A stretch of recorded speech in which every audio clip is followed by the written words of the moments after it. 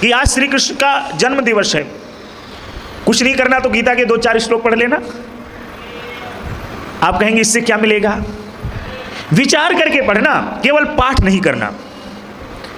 जैसे एक श्लोक आता गीता में, आपने सुना होगा, दुखेषु अनुद्विग्न मना सुखेषु विगतः स्प्रियः वीतराग भय क्रोध स्तधि मुनि उच्यते। जीवन का इतना सुंदर सूत्र छिपा हुआ है। कहते हैं दुखों में उद्विग्न ना हो।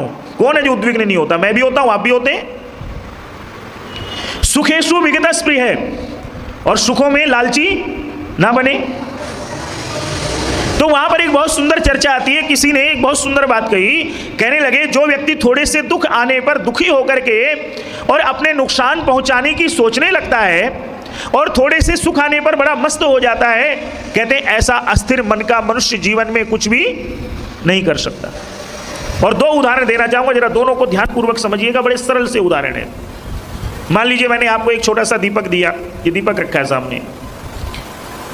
मैंने कहा माता जी एक काम करो, इस दीपक को ना इस सत्संग भवन के बाहर जाकर के कहीं बाहर से जला करके लाइए आप। आपने क्या किया? बहुत प्रयास किया, लेकिन दीपक नहीं जला। आप जानते हैं क्यों नहीं जला? क्योंकि हवा चल रही है। जैसे ही आप माचिस की तिल्ली जलाएंगे दीपक तक वो पहुंच ही नहीं पाएगी और वो माचिस की जो सींक है वो बुझ जाएगी। अब चूंकि आपने सोचा भाई हमारे पुरोहित जी ने बोला है दीपक को जलाना है, हो सकता है कोई रहस्य की बात हो, तो आपने क्या किया कि उस दीपक को लेके सामने पार्क है उसमें चले गए। भाई पहली शर्त तो पूरी हो रही है ना, पार्क में खुले में जलाना है।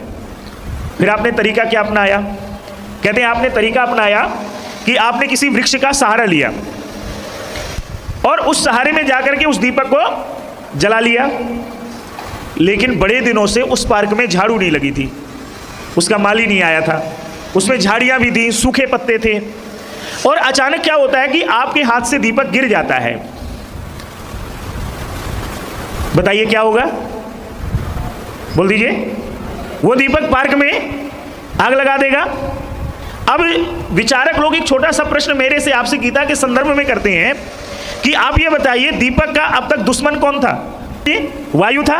अब जब उस दीपक ने उस पार्क में आग लगा दी है तो अब उसका मित्र कौन बन गया जी? क्यों मंत्री जी? वायु बन गई ना। कृष्ण जी यही बात कहते हैं। क्या कहते हैं जरा ध्यान दीजिएगा। कृष्ण जी का कहना क्या है? कहते हैं कि जो परिस्थितियां मान लीजिए आज हमारी शत्रु हैं, अगर हम उन परिस्थितियों में डरते नहीं हैं, घबराते नहीं हैं, उनका मुकाबला करते हैं तो एक दिन वही परिस्थितियां क्या हो जाती है? हमारी मित्र हो जाती है।